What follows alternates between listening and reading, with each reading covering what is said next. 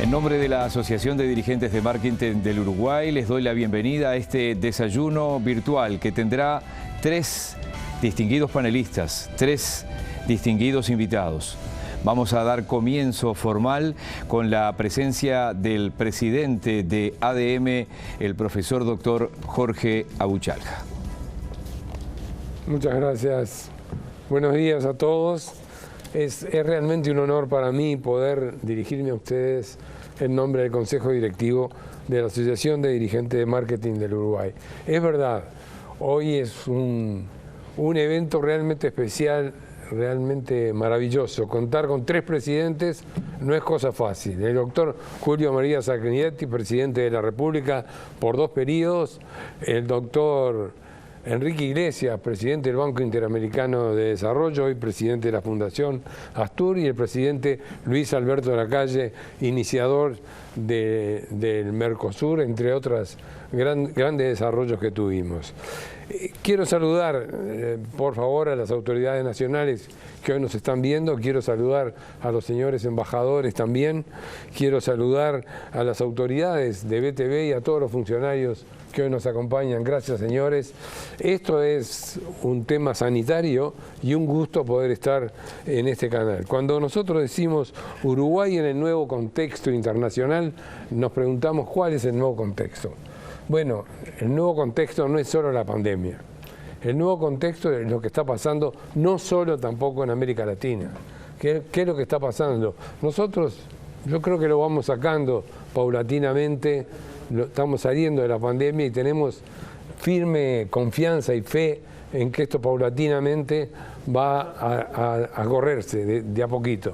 Pero si miramos el entorno en América Latina, han aparecido situaciones no esperadas ni imaginadas. Yo digo Chile, digo Colombia, digo Venezuela, digo Perú, digo Paraguay, digo Argentina, digo Brasil. Si digo Europa, el Brexit está ahí funcionando, ya se abrieron, es otra cosa que está pasando, la elección del señor Putin hasta el año 36. Si vemos qué pasa en Estados Unidos, un nuevo presidente de la República, son temas que justifican un nuevo contexto internacional. ¿Hacia dónde nos dirigimos?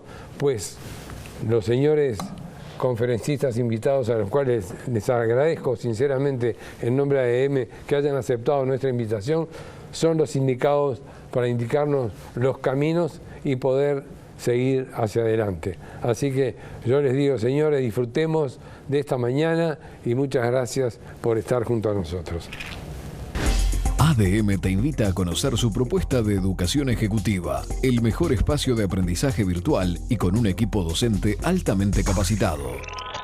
Técnico en marketing, marketing digital, dirección en gerencia comercial y ventas, diploma gerencial en gestión humana, inteligencia emocional, programa de desarrollo gerencial, diploma en gestión de proyectos, actualización en impuestos.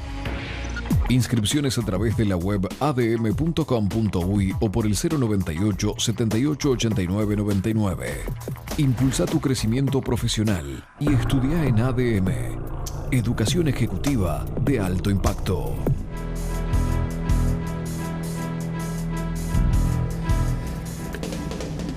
Dada la importancia y la jerarquía de los invitados de hoy, vamos a repasar rápidamente que nos van a acompañar el expresidente de la República en 2 mandatos, 85 al 90, 95 al 2000, el doctor Julio María Sanguinetti.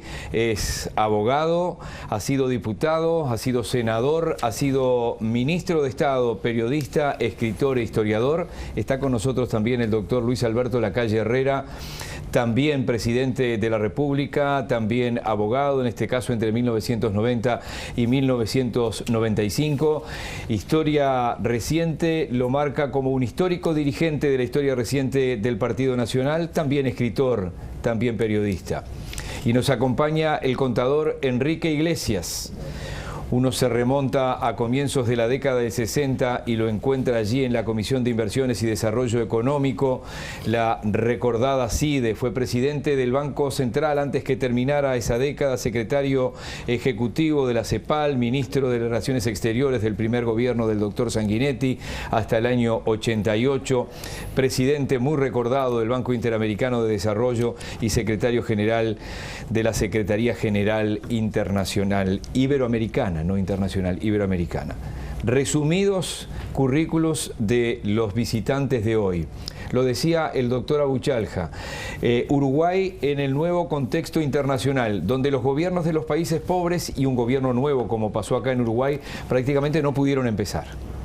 Tuvieron que atender la pandemia. Presupuestos adicionales que se han dedicado a este nuevo contexto. El doctor Abuchalja decía, y con confianza, pero también con datos objetivables, la vacunación así parece demostrarlo, que estamos camino a salir de esto. Entonces, en ese nuevo contexto internacional, y voy a comenzar por el presidente Sanguinetti, ¿dónde está parado Uruguay? ¿Hacia dónde camina o hacia dónde debería caminar, doctor? Bueno, estamos en un tiempo histórico distinto y eso es, me parece, el gran telón de fondo. No estamos más allá de la pandemia, aún sin ella, el mundo estaba en una gran mutación histórica, en un pasaje de la sociedad industrial o postindustrial, como se llamó en algún momento, a esta sociedad digital. Cambió la riqueza, cambió el valor de la propiedad, cambió los modos de comunicación entre la gente, las redes sociales pasaron a ser un protagonista inesperado, las tendencias que venían dándose se aceleraron con la pandemia, no nacieron con la pandemia, se aceleraron con la tendencia, el teletrabajo pasó a ser una realidad y estamos en este mundo en el cual ya las fortunas no son de los hacedores de bancos como los Rockefeller o de los hacedores de automóviles como los Ford. Son los jóvenes Zuckerberg, Bill Gates, Bezos, etcétera, etcétera, etcétera, que trabajan con productos inmateriales. O sea que ese es el gran contexto. Ese gran contexto a su vez revela un enorme cambio geopolítico. La centralidad del Atlántico se ha trasladado hacia el Pacífico y hoy encontramos con un Occidente, digamos así, competido, con un Oriente poderoso, dinámico, que tiene su gran fuerza en lo opuesto a nuestra civilización. Nuestra civilización se basa en el individuo, en la persona humana, mientras que las civilizaciones orientales tienen un concepto de disciplina social, de respeto a la autoridad asumida como tal, que les ha dado la enorme fuerza para en esta etapa de transición crecer. A nosotros, en cambio, se nos da un desfasaje, que lo vemos en la política, en las instituciones políticas, en el modo de debatir, entre estas nuevas realidades y lo que son los procedimientos nuevos. Y ahí nos encontramos con temas geopolíticos inesperados. En un tiempo había un tema ideológico, entonces, y era más o menos claro. Uno estaba con Moscú, estaba con Washington, más o menos en esa órbita. Hoy no es la opción entre Washington, Moscú o Frankfurt, ¿no? Es distinto. Pero tenemos adelante sí opciones, digamos, para países como los nuestros muy importantes, que son opciones diplomáticas, políticas de calado. Cómo nuestros países tienen que administrar, digamos, su inserción internacional equilibradamente entre esos dos mundos. El nuestro al que pertenecemos, el otro que avanza y que en el terreno comercial y científico es tan importante. ¿Y la pandemia qué ha pasado? La pandemia puso en tensión las fragilidades y aceleró las tendencias. La primera cosa que puso en tensión es a la democracia. ¿Por qué? Porque la pandemia obligó al Estado a ubicarse centralmente, como no lo estaba desde hacía muchas décadas, En los últimos años el Estado había venido, digamos, reduciendo sus capacidades, a veces en lo internacional, a veces en lo nacional, etcétera. Pero una pandemia es como una guerra, es el equivalente a una guerra, digamos así, obliga a una gran centralidad del Estado, al Estado asumiendo roles sobre nuestras propias vidas, ya no sobre la situación colectiva.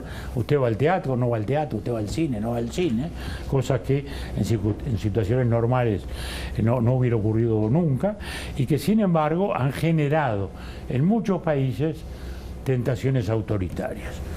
No el Uruguay, que creo que esa es una cosa importante a destacar, porque en un concierto donde este tema está hoy instalado en el mundo, el tema de hasta dónde los límites del Estado, de este Estado que en nombre del orden público regula nuestra vida, y hasta dónde las libertades individuales. Yo diría que el Uruguay es ejemplar en cuanto al manejo de ese equilibrio imprescindible. De modo que tenemos un tema que es el de siempre para el Uruguay: la región, el hemisferio y el mundo. El mundo naturalmente se nos vino encima, de modo que más que nunca, siempre estuvo, pero más que nunca. El hemisferio muy complicado, porque nuestra América, especialmente nuestra América Latina, está en una situación muy tensionada desde el punto de vista de la institucionalidad democrática, claramente. Y nuestro barrio también, o sea, nuestro vecindario, tan influyente en nuestra vida, también lo está. De modo que el Uruguay hoy, le diría que lo primero que tiene que cuidar es lo que está viviendo, que es su vida institucional, su diálogo democrático, salirse o no caer en esas crispaciones exasperadas que vemos en los diversos países, esa declinación de los partidos políticos que los ha llevado a situaciones como las que se viven, y que me parece que ese es el primero de los desafíos que venimos cumpliendo, pero que tenemos que cuidar. Mirados de lejos nos ven como una especie de isla, pero hoy no hay islas en este mundo, de modo que cultivemos nuestro jardín, como decía Voltaire. Sumo al presidente Lacalle. Creo que agregaría 2 puntos. El primero, sobre la pandemia, que creo que conviene recordarlo. La pandemia no tiene responsable humano, político ni ideológico. La humanidad se encuentra ante un enemigo que es de otro mundo. No se le puede echar la culpa al fascismo, al comunismo, al liberalismo, al libre comercio, a nadie. Y entonces, tanto China como Estados Unidos, como nosotros, como Francia, como Turquía, se encuentran ante un enemigo al que no se le puede poner color ni divisa. Antes era muy cómodo. Estos son los comunistas, estos son los capitalistas, yo estoy del otro lado. Primera cosa de esta crisis como característica. La segunda es la aceleración de los tiempos. Fíjense, el Mercosur se fundó en el 91. No había teléfonos celulares, no había internet, recién el fax aparecía como un milagro. Entonces, ¿cómo las instituciones pensadas para el año 91 pueden aguantar, soportar o navegar con cierta soltura en un mar internacional que ha cambiado sustancialmente? Incluso hasta los servicios pasan a ser ahora uno de los grandes rubros del comercio internacional. Y finalmente, la idea de que las instituciones son para ahora. Aquello de que se fundaba la OEA y duraba 100 años, o fundaba Naciones Unidas y cumple 75, no sé cuánto, yo creo que las soluciones institucionales van a tener que ser muy ad hoc para el momento, y si no, dotadas de una flexibilidad como para adaptarse a esos cambios. Lo hemos visto en todas las organizaciones de América Latina en materia de comercio. Y un jugador, llamémosle así, un protagonista nuevo, que es el Foro de San Pablo y el Acuerdo de Puebla, que son unos proyectos de la izquierda que les dio inicio Fidel Castro, lo continuó el presidente Chávez, que tienen un libreto respecto de nuestro continente, por lo menos, donde están pautados y anunciados determinados actos para la disrupción, para cuestionar las instituciones. Y eso ya no es un caudillo, un dirigente, un ideólogo, es un mecanismo, es un plan, y es un plan al que adhieren muchas fuerzas en América Latina. Así que yo diría que esas tres características las tenemos que tener en cuenta cuando analicemos el mundo actual y cómo nuestro país se inserta. Nuestro país tiene que insertarse en el mundo y está en el mundo. Ahora, el mundo también ha cambiado. Hay muchos centros de poder, no es solamente China, Estados Unidos, sino que ha renacido el Imperio Otomano, que Rusia quiere su rol, que Persia o Irán quiere su rol, la India aparece superando a China en población, cosa que nunca habíamos creído. Entonces, como dijo el doctor Sanguinetti, tener varias parroquias a las cuales ir a rezar siempre le sirve a un país chico en la medida que haga un uso muy prudente, muy afinado, diplomático, de poder navegar, porque siempre es mejor para un país chico un mundo multipolar que unipolar. Para los que se van sumando a este desayuno virtual de la Asociación de Dirigentes de Marketing, estamos en este primer bloque hablando del Uruguay en el nuevo contexto internacional. Contador Iglesias, Enrique, un gusto como siempre. Bueno, muchas gracias por la invitación, el honor de estar acompañado por los dos presidentes que están en esta mesa. Es realmente un placer y una oportunidad de sumarme a ellos en algunas consideraciones. Yo creo que han dicho lo esencial que se puede decir en este momento, pero yo diría, agregaría lo siguiente. Yo creo que estamos viviendo un periodo de transformación, de cambio de época, que lo mencionaba el presidente Lacalle. Ese cambio de época deja detrás una experiencia. El mundo ha pasado los 75 años más brillantes de la historia de la humanidad, en lo económico, en lo social y en lo político. En el año 45 hasta el 2000, esos 75 años fueron mirados en su conjunto años de enormes potencialidades que fueron desenvueltas. Fue precedido por 30 años terribles. Los 30 años que significaron 2 guerras mundiales, un holocausto, la peor crisis económica, etc. Y 100 millones de muertos. Entonces, ese periodo ha dejado en claro 2 grandes tipos de ver la cosa. Todo el mundo entiende hoy, yo creo que es universal, que el mercado es el gran movilizador de la generación de riqueza y oportunidades. Sobre lo que no hay acuerdo y hay discrepancias que fueron mencionadas es cómo se gobierna todo esto.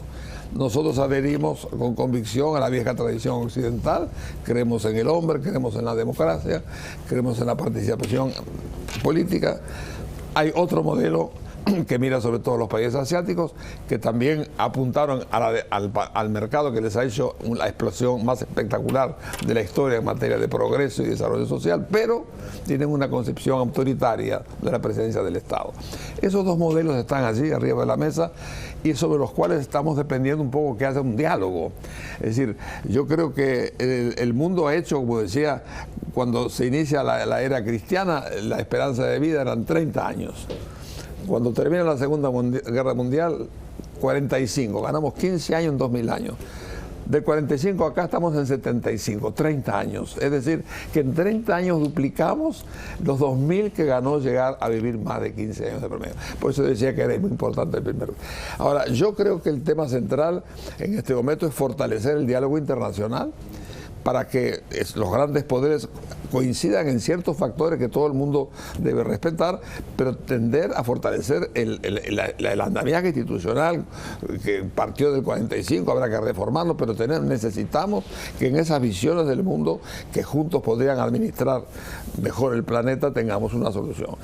Hay nuevos desafíos, el mundo se está enterando finalmente que tenemos que cuidar el planeta, que tenemos que cuidar los problemas del clima, todo eso están apareciendo y yo creo que en torno a eso es lo fundamental es el diálogo internacional. El Uruguay, ha tenido siempre una posición presente en el mundo. muy por encima del tamaño de la población y de su economía.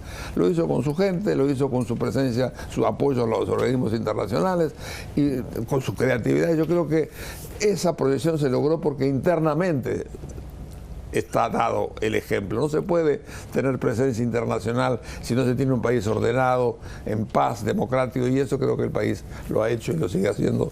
Y se ve esa base que tenemos que seguir colaborando modestamente, pero seguir aportando a esa nueva etapa que vendrá. Vamos a hacer una breve pausa en este desayuno virtual hoy de la Asociación de Dirigentes de Marketing y ya seguimos.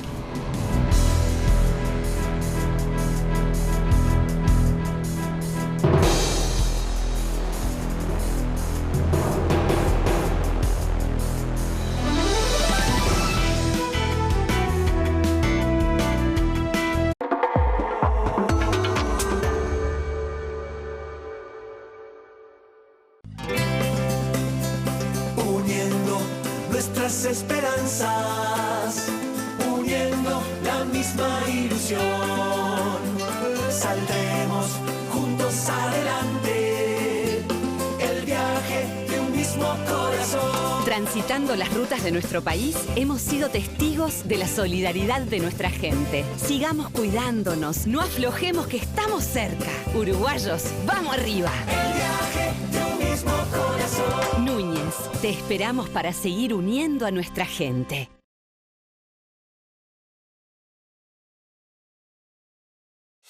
El nuevo Jetour X95 es para los que piensan en muchos, porque tiene 7 plazas, un techo panorámico espectacular, un tablero totalmente digital y climatizador bizona. Además, toda la seguridad con sus 6 airbags, sensores y cámaras de 360 grados. Todo por $41.990. Conoce más del nuevo Jetour X95 en jetour.com.uy. Jetour, drive your future.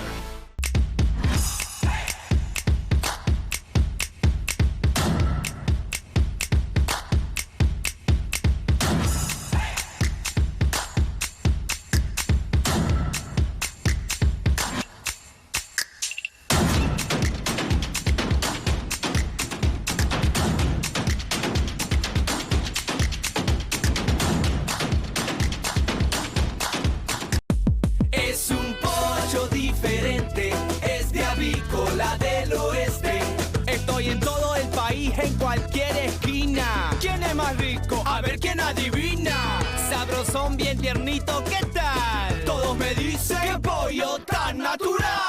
Es un pollo diferente, es de Avícola del Oeste. Es un pollo. Todos lo dicen. Avícola del Oeste es un pollo diferente. ADM te invita a conocer su propuesta de educación ejecutiva en el mejor espacio de aprendizaje virtual y con un equipo docente altamente capacitado. Técnico en marketing, marketing digital, dirección en gerencia comercial y ventas, diploma gerencial en gestión humana, e-commerce, diploma en gestión de servicios de salud, programa de desarrollo gerencial, diploma en gestión de proyectos, inteligencia emocional. Inscripciones a través de la web adm.com.uy o por el 098 78 89 99. Estudia en ADM, Educación Ejecutiva de Alto Impacto.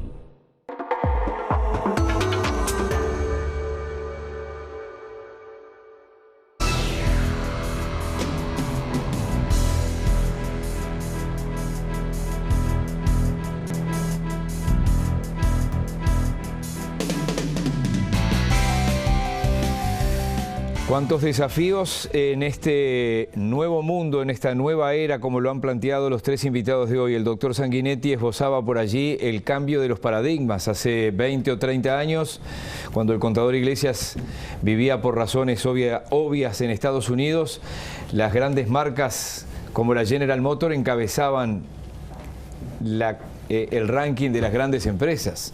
Hoy tenemos una empresa uruguaya como D-Local cotizando en el Nasdaq, en la bolsa de Wall Street. valorada en esta semana en 11.000 millones de dólares. ¿Ustedes se imaginan una fábrica en Uruguay de autos valorada en 11.000 millones de dólares? ¿Cuánto trabajo generaría? Bueno, la dejo por ahí porque al final vamos a ir por eso. Son los grandes desafíos, sobre todo para los países en desarrollo, que además están en condiciones de crear estos fenómenos como dLocal. Además de eso, tengo acá en la mesa a uno de los fundadores del Mercosur. Tengo a uno de los impulsores y que además fue continuador como el presidente Sanguinetti. Voy a comenzar por el presidente Lacalle. Como nunca, seguramente, Feliz Menchi, diría Sergio Abreu si estuviera acá, en vez de Infeliz Menchi, diría Feliz Menchi. Uruguay y Brasil con espalda como no pasó nunca, pero tal vez usted siempre dijo, quiero un acuerdo, firmamos un acuerdo comercial y no político. Se habla de flexibilización. ¿Qué hay que hacer con el Mercosur? ¿Hay que quedarse, hay que irse, hay que flexibilizarlo? Dos anotaciones a esa historia de 30 años. En primer lugar, que siempre el eje central fue el comercio, es decir, una visión económica comercial para fomentar la sinergia de 4 países, por aquello de que 2 y 2 son 5, cuando el comercio es libre y se genera riqueza para los respectivos países. Luego, lo que decíamos hace un instante, el valor del tiempo. Estos 30 años no valen igual que los 30 años anteriores, porque el tiempo histórico se acelera más o menos según la profundidad de los cambios, y los cambios tecnológicos han sido tremendos. El Mercosur de aquel entonces, como decíamos, sin internet, sin redes, sin comercio de servicios, hoy día parece como obsoleto.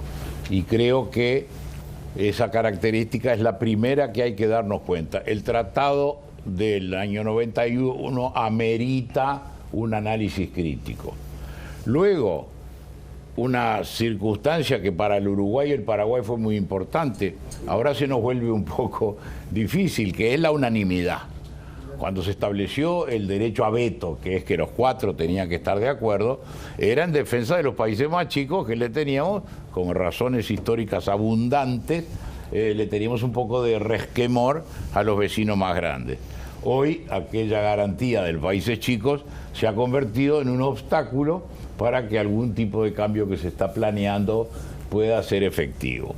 Y lo otro, el Mercosur vivió su punto de crisis mayor cuando se avanzó en el sentido de una ideologización del Mercosur a impulso del presidente Chávez, que tuvo tanta influencia, no diremos si fue buena o mala, para mí fue mala, pero tanta influencia en la política de América del Sur. Cuando se juntaron los 4 países con gobiernos de parecido tenor ideológico, no idéntico, parecido, y convirtieron aquello en una asociación política ideológica. Política siempre es la política exterior, pero lo que tiene que primar es el interés de un país que va más allá de los cambios de gobierno. Es decir, Partido Nacional, Partido Colorado, Frente Amplio, siempre supusimos que la exportación era importante y que la conducción de la economía tenía que ir más o menos en ese sentido, con los matices que cada uno le dio. Pero cuando se cierra alrededor de un concepto, el socialismo del siglo XXI, y se convierte en una identidad que para nosotros que tenemos cambio periódico de gobierno no es para siempre, ¿no es cierto? Entonces era atar el país a una coyuntura momentánea que después se desparramó, porque ni en ninguno de los 5 países, en ninguno de los 4 países originarios se continuó esa línea ideológica. Entonces el Mercosur requiere, en el plano de lo teórico, después hay que bajarlo a los intereses que sabemos que son constantes y muy fuertes en el Río de la Plata sobre todo.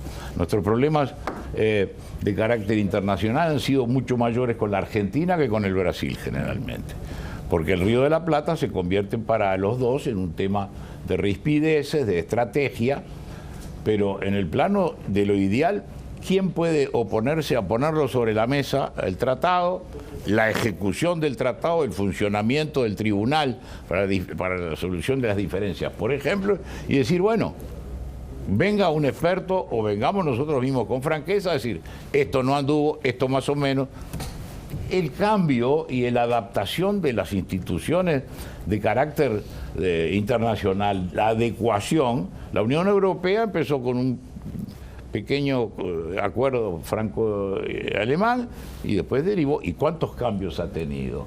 Entonces yo creo que el tiempo requiere de los gobernantes tratar de mirar 2 periodos para adelante para no atarse a su propio destino y decir pausa y reflexión, pausa y análisis.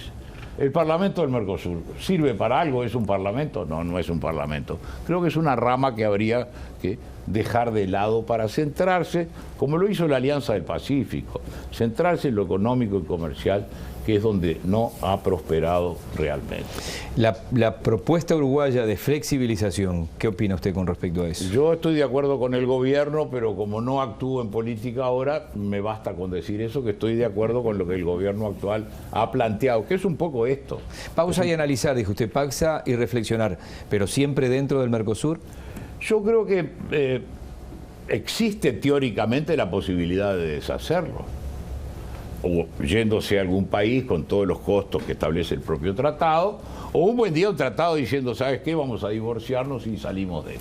No lo creo viable políticamente, en la política interna de los países, porque además estamos pendientes de los cambios. Una vez yo escribí un pequeño libro sobre el Mercosur y decía que uno de los problemas era que los gobiernos no empiezan todos juntos. Entonces, si empezó el paraguayo antes, después el brasilero y el uruguayo viene de atrás, la intención de cambiar, la voluntad que le pone un gobierno cuando hay rotación de los gobiernos, el primer año uno está lleno de ilusiones y tiene una... En el último ya está cerrando. Como no coinciden los periodos, ahora tenemos elecciones en el Brasil el año que viene. Tenemos elecciones de medio término en la Argentina. Nosotros no tenemos ninguna elección. Paraguay le faltan 2 años. Un poco conspira eso, ¿no es cierto? Para el ánimo de transformar. Contador Iglesias.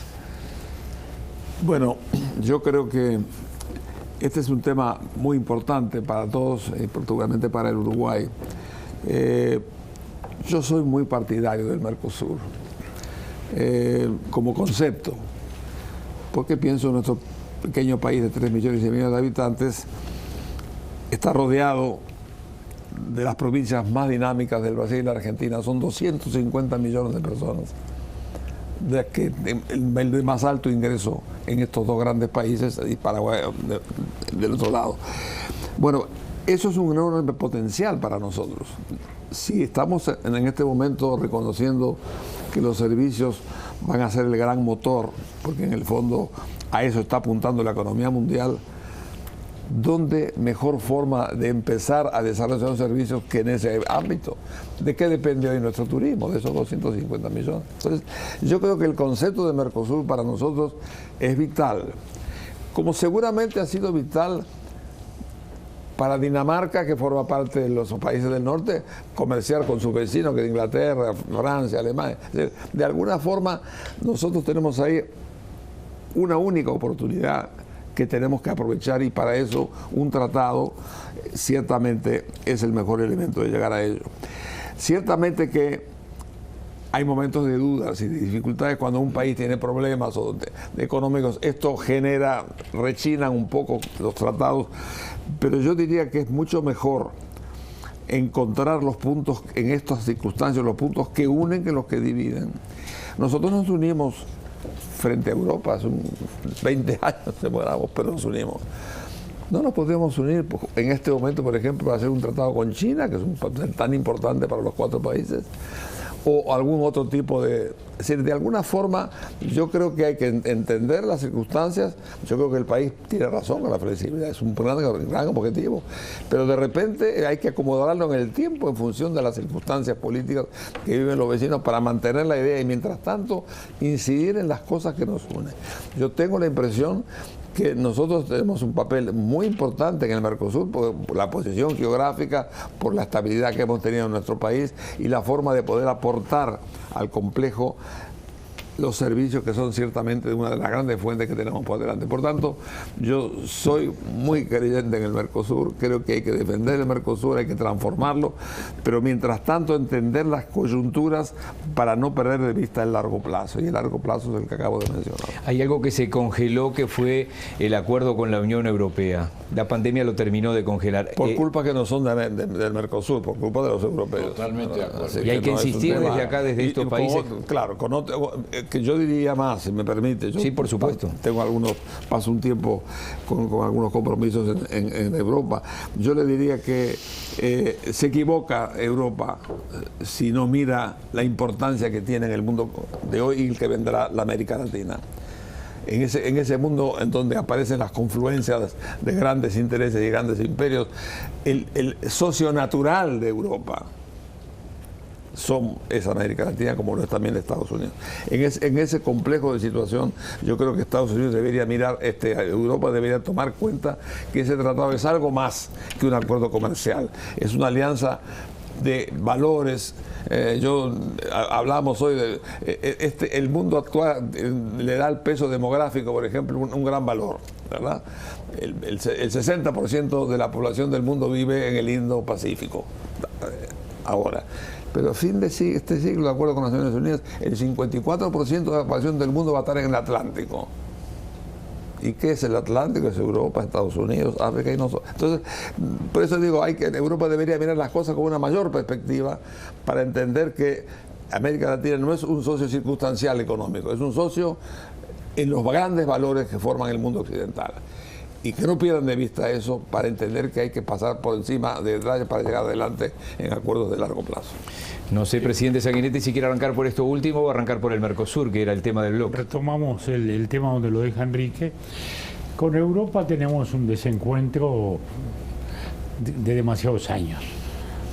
Me tocó a mí firmar el acuerdo original, el acuerdo marco en la solemne sala del Palacio de Oriente, la sala de los espejos, con la estatua del emperador Carlos V allí, solemnemente, estaban todos los presidentes de la época, desde Kohl, Chirac, está todo el mundo, fantástico, Mitterrand, están todos.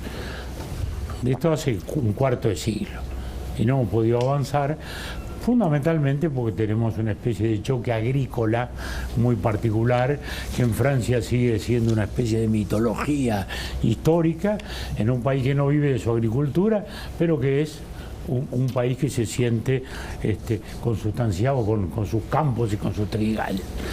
Desgraciadamente no ha habido esa altura. En cuanto a nuestro Mercosur, ha habido una dicotomía entre sueños y realidades.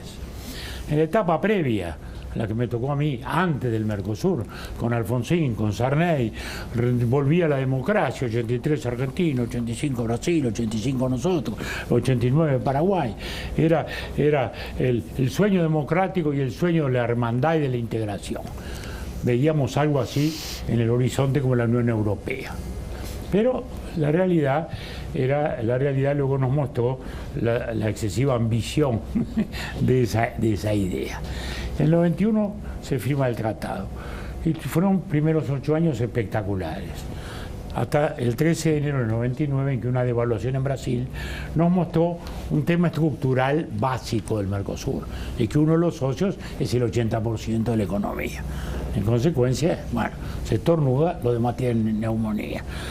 Y eso no lo hemos terminado de administrar bien, entre todos. Segundo lugar, ha faltado en el transcurrir de estos años la affectio societatis, ¿no? Como decían los romanos, ¿no? Es decir, el afecto o la actitud psicológica del acuerdo. Y ha faltado fundamentalmente de Argentina, desgraciadamente. Los gobiernos Kirchner no han sido proclives, han asumido actitudes muy particulares, muy vinculadas a la coyuntura de cada momento, a veces con agresividad. El episodio Gualeguaychú y la planta de celulosa fue expresivo de eso, ¿no? Nuestro presidente Mujica confiaba en su amistad con el gobierno Kirchner, no tuvo ninguna respuesta. En fin, desgraciadamente en la Argentina no hemos tenido gobiernos cómodos para el desarrollo de esta idea que sigue siendo fundamental. Pero por debajo de todo este debate hay un Mercosur real de la gente, primera cosa. La gente está cada vez más intercomunicada, lo estamos viendo ahora. Cada vez hay más argentinos viviendo acá. Y si esto estuviéramos abierto hoy, lo que es el Punta del Este argentino del verano sería muchísimo mayor. ¿Cuánta gente hay hoy, empresarios, intelectuales, escritores, viviendo en Colonia, viviendo en Punta del Este? ¿No? O sea, hay un Mercosur de la gente que está allí. Segundo, hay un Mercosur de la pequeña empresa también, que a veces no nos damos cuenta, ¿no? O sea, hay 400, mira, hay entre 400 y 500 empresas uruguayas en que el 80-90% de su venta es Mercosur. Entonces, es un tejido menor, sí, no son los grandes productos. ¿No? Salvo la lechería, digamos, a Brasil. Pero a la Argentina le vendemos 500 pequeños productos. Entonces hay un Mercosur de ese que ha generado un tejido. Entonces hoy tenemos ese debate, flexibilidad. Yo tengo una concordancia sustancial con nuestro gobierno y una discrepancia táctica, porque les he dicho no hablen ni de dos debilidades, ni de flexibilidad, ni de nada de eso, porque nos enredamos en las atracciones. Digo, vamos a ver si podemos elegir 2 o 3 necesidades específicas. ¿Qué estamos precisando como Uruguay? ¿No? Pero Uruguay real. ¿Qué es lo que tenemos qué es lo que aspiramos a vender? ¿Tapabocas a Singapur? Bueno, lo que fuere, ¿no?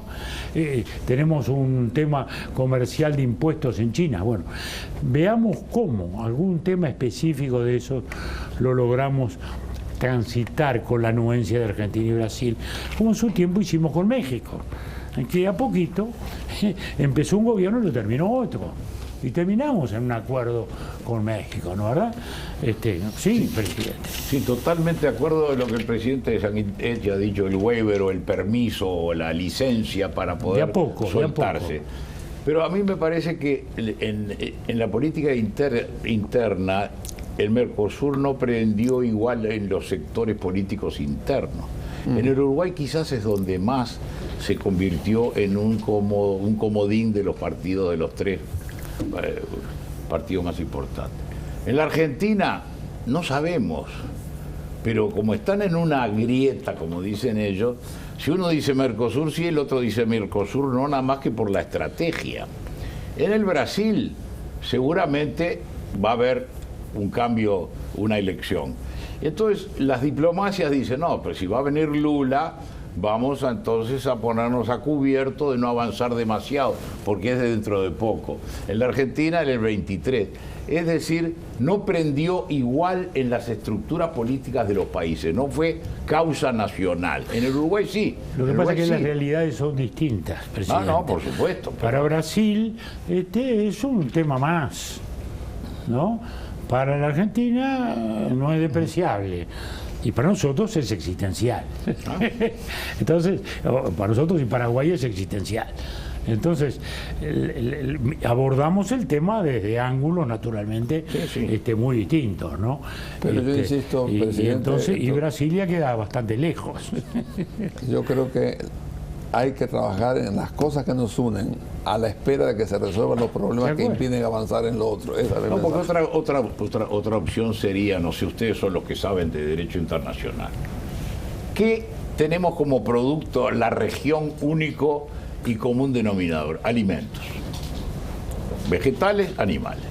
Somos una de las grandes zonas de producción de alimentos. 33%. ¿Podría usarse ese solo factor para negociar a través de ese factor contra otro de los países? Es decir, en vez de pensar en un acuerdo comercial que abarca todo y que demora 2 o 3 años en negociarse y aprobarse, vamos a poner sobre la mesa uno de nuestros productos. ¿Quién quiere negociar con nosotros a cambio de esto? Es decir, segmentar, y de lo mejor ir a lo bueno. Porque lo mejor, como decía don Manuel Herrera Llove, lo mejor es el peor enemigo de lo bueno. Sí. En estos 10 minutos finales, los voy a hacer mirar, si ustedes me permiten, hacia el barrio y hacia América Latina. en un difícil contexto económico y social, con situaciones que lograron unanimidad en el Parlamento. Por ejemplo, ayer cuando el Senado votó, con los votos de todos los senadores, una condena y un reclamo al gobierno actual de Nicaragua, por ejemplo. Entonces, y arranco por el contador Iglesias, ¿cómo están viendo la región? Hay una situación que todos hemos visto en Colombia, en Chile, en Argentina, en Brasil. ¿Qué están viendo de la región y qué se nos viene, sin que pongan la bola de cristal arriba de la mesa, pero cómo lo están viendo? Mire, estamos en un momento bien complicado, está muy claro, y esa complicación tiene que ver fundamentalmente con factores que son, entre otros, la economía de América Latina venía bajando hasta la pandemia aceleró el fenómeno, eso todo crea complicaciones. Tenemos otra complicación. Nosotros durante muchos años pusimos el acento en la política de desarrollo, en la pobreza, y sigue siendo un problema central. Pero hoy el tema central son las clases medias, que son las que tienen realmente una gran decepción, sobre todo porque no han seguido avanzando y algunos tienen miedo de bajar a la pobreza. Entonces, hoy por hoy el gran tema de América Latina son, por supuesto, la pobreza que existe y es muy importante, pero también un poco los desencantos de las democracias por parte de las clases medias. Y ahí hay que salir al encuentro de eso. Yo pienso que en el fondo, mirando hacia adelante, nosotros debemos entender que en la esencia del problema está el tema de los partidos políticos. Y yo estoy hablando de dos líderes de partidos políticos. Cuando yo hablo por ahí sobre Uruguay, gente que no conoce, una de las cosas que más los impresiona es decir que este es un pequeño país que tiene partidos políticos que tienen más de 100 años de antigüedad. Impresiona. ¿Por qué? Porque en el fondo el partido político es lo que de alguna forma permite asentar y organizar la sociedad. Y yo creo que hoy por hoy lo que yo veo en América Latina es, parafraseando un poco al amigo Cardoso, que ha habido un suicidio en varios países de los partidos políticos. Las democracias se asientan en partidos políticos. Una de nuestras fuerzas que los tenemos y que están funcionando por más de 100 años. Entonces, de alguna manera, mi impresión, pero acá los políticos son los señores, son los que saben, en eso está un poco el gran eje de enfrentar la inquietud social a partir de sistemas políticos que sean capaces de acordar soluciones, generar los dirigentes de los países y de alguna manera tener la responsabilidad de manejar América Latina en este contexto. Voy a ir al presidente Sanguinetti porque forma parte de su discurso de los últimos años el riesgo de la atomización de los partidos, la desaparición de los partidos sin líderes. Mire, eso es la consecuencia del fenómeno universal que hablamos. Estamos frente a ese fenómeno nuevo, el ciudadano que cree que se representa a sí mismo, porque le escribe un Facebook al presidente y cree que es parte del diálogo y que no precisa de diputado, ni de partido, ni de iglesia, ni de club social, ni de parroquia, ¿no? ¿Verdad? Muy bien. ¿No sabe lo que le dije ayer a este gobierno? ¿Estuviste con la calle? No, encajé un Facebook. La calle Pou no durmió con tu Facebook seguramente, ¿no? Bueno, esa ilusión que está en el mundo. Allí empiezan un poco las cosas. Y el cambio de naturaleza en el trabajo y en la riqueza está en ese malestar que habla Enrique, las clases medias amenazadas. ¿Por qué? Primero por el empleo, porque hoy nadie tiene el piso firme. Los empleos se están cambiando constantemente, la volatilidad es muy grande y eso genera esa sensación de malestar. Porque hay algunos problemas estructurales de algunos países. Pero los que más han llamado la atención, ¿cuáles son? Aquellos que tenían estabilidad. Colombia ha tenido guerrillas, pero tuvo siempre una gran estabilidad política. Es el único que no tuvo dictaduras militares, digamos así, ¿no?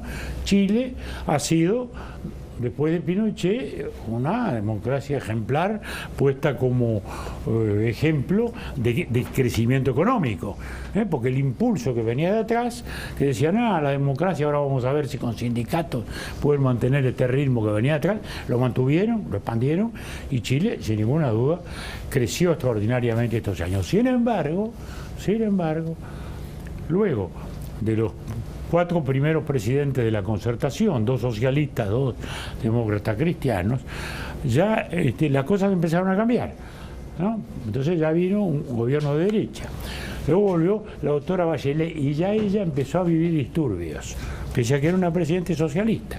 Tuvo una gran explosión educativa. Es decir, era el malestar de las clases medias, no era una rebelión de los pobres, era una rebelión de las clases medias, donde está afectando otro problema que es una consecuencia inevitable de este nuevo mundo que estamos viviendo, y que es el fenómeno de desigualdad que se hace de algún modo irritante por la visibilidad. Es un fenómeno psicológico difícil de explicarlo, han intentado muchos, no me atrevo a decirlo, pero es así.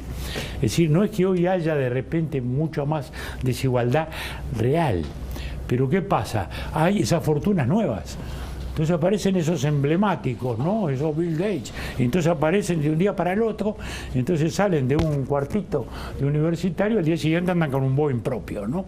Entonces hay una sensación de desigualdad, de disparidad en la sociedad, frente a una clase media que antes estaba en ascenso, que sentía el ascenso, que vivía el ascenso, y que ahora vive inseguridad. Vive la inseguridad porque no sabe lo que le va a pasar a su empresa. Entonces, creo que esta malez, como decían los franceses, esta angustia, este malestar, a veces indefinido, está en la base de Chile, está en la base de Colombia.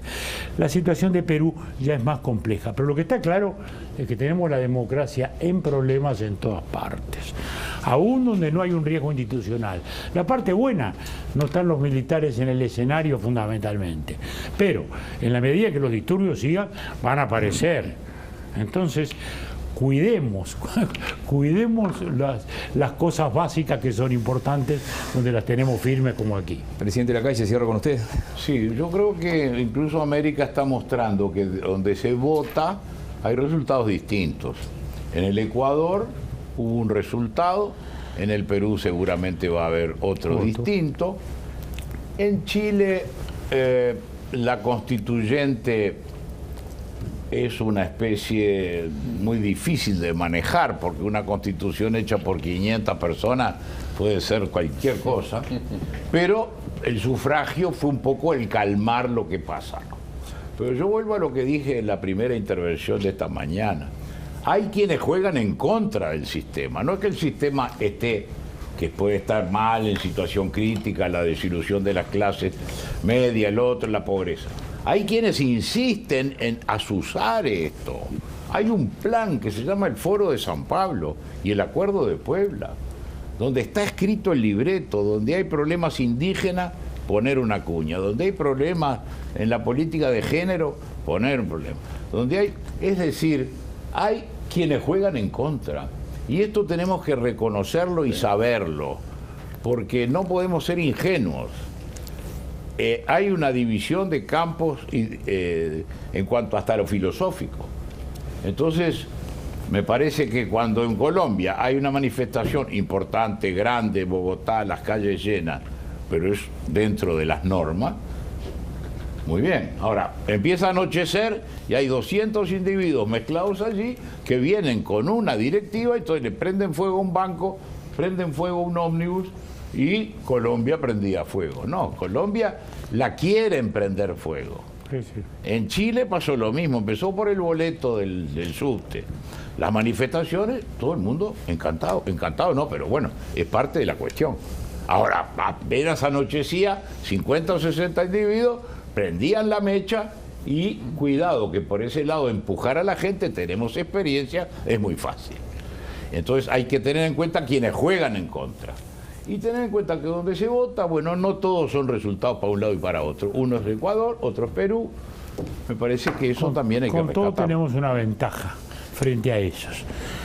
Porque antes hubo un choque de sistemas en la época de la Guerra Fría. Y del otro lado había una utopía que todavía podía tener alguna vigencia. Hoy ya no la hay. Entonces eso es un antisistema que tampoco tiene el fogoneo de un hemisferio del mundo, porque antes era, venía de Rusia, venía de Cuba, hoy no hay nadie en eso. Lo que sí es verdad es que son esos grupúsculos extraños, antidemocráticos, que operan. Pero vuelvo a decir, creo que la democracia hoy como concepto tiene mucha más fuerza general, institucional, de la que tuvo o de la que tenía entonces. Pero cuidémosla. Incluso yo diría la democracia y la república, que es una palabra que nos olvidamos, que alude a otro aspecto de la cosa. El gobierno republicano, de la separación de poderes, del Estado de Derecho, de la legitimidad de origen y la legitimidad de ejercicio. Porque muchos de estos planes empiezan, gana X en el país que sea, legítimo, lo votaron. Pero dice, bueno, pero yo voy a arreglar la Constitución, porque esta Constitución no responde. Y mete ya la Constitución. En la Constitución, ¿qué pone? La reelección indefinida o un par de veces. Y dice, no, pero la prensa está demasiado brava. Yo creo que hay que responsabilizar. Y los jueces, miren las cosas que hacen los jueces, sueltan a este, sueltan a aquel otro. Hay que meter a la Suprema Corte dentro de la gran teoría. Esa receta, escúcheme, está ahí, la conocemos y en algunos países todavía la vamos a ver aplicar. Le pido disculpas a las decenas de televidentes que han mandado preguntas. Alguien decía, ¿ustedes ven posible que Uruguay a partir del 2030 pueda irse convirtiendo en algo parecido a Singapur? Y hay otras preguntas que les pido mil disculpas, se nos ha ido el tiempo rápidamente. Yo voy a pedirle al profesor doctor Jorge Auchalja, presidente de la Asociación de Dirigentes de Marketing, que enseguida de esta brevísima pausa se acerque para ayudarme a despedir como se merecen los invitados del día de hoy. ADM te invita a conocer su propuesta de educación ejecutiva, el mejor espacio de aprendizaje virtual y con un equipo docente altamente capacitado. Técnico en marketing, marketing digital, dirección en gerencia comercial y ventas, diploma gerencial en gestión humana, inteligencia emocional, programa de desarrollo gerencial, diploma en gestión de proyectos, actualización en impuestos. Inscripciones a través de la web adm.com.uy o por el 098 78 89 99. Impulsa tu crecimiento profesional y estudia en ADM. Educación ejecutiva de alto impacto.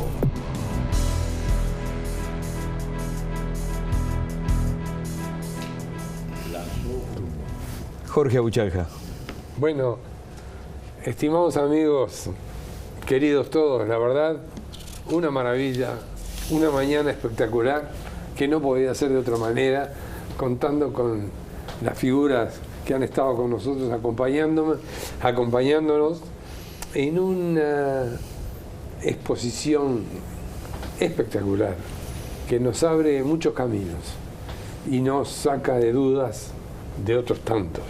Así que yo les agradezco, señores disertantes, señores presidentes, muchas gracias. Y nos encontramos el 27 de julio con 4 senadores de la República, representantes de cada uno de los partidos políticos de la coalición y del Frente Amplio. Así que muchas gracias. Sí, bien. Gracias, presidente Lacalle. Gracias, presidente Sanguinetti. Como ellos han sido presidentes de la República, yo puedo despedir al contador Iglesias diciéndole, y creo que no van a estar en desacuerdo, que ostenta el raro privilegio en un país democrático de tener el respeto intelectual de todo el arco político del país. Y no es que es un discurso natural, no renovable. Y no es un discurso que de repente yo hago una entrevista y termina la entrevista y me dicen, sí, ¿qué voy a decir de Enrique Iglesias? No. Lo dicen adelante y fuera de micrófono, fuera de cámara. Enrique, muchísimas gracias. Muy bien. Y a ustedes también. Y a ustedes, en nombre de la Asociación de Dirigentes de Marketing, hasta la próxima. Muy bien.